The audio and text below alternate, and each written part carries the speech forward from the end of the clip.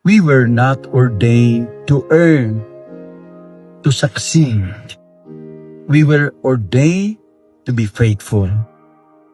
The world passes away, assignments end, parishes change, titles fade, material things rot, but the one who does the will of God remains forever.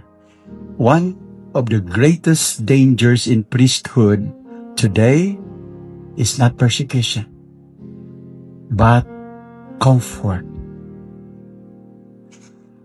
Comfort can dull our zeal. Power can isolate us. Materialism can quietly convince us that we deserve more. And before we realize it, we are no longer shepherds walking with the people. We become executives protecting our space. But Jesus was not born in comfort. He was laid in a manger, and he never stopped giving himself away. If Christmas means anything for us as priests, it is this: God saves the world not by taking, but by giving. My dear brothers and sisters, many of the most beautiful fruits of priesthood are hidden.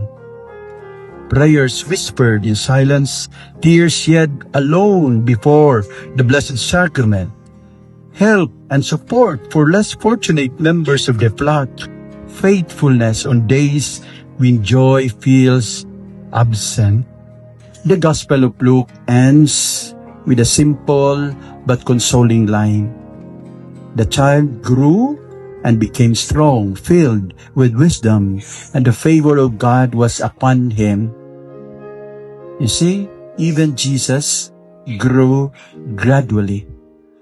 So must we.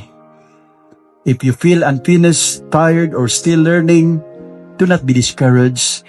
Grace is at work even when growth feels hidden. God is patient with us. Let us be patient with ourselves, okay? My dear brother priest, this Christmas, as your Archbishop, I ask you not to prove more, not to acquire more, not to impress more, but to love more, freely, joyfully, and generously.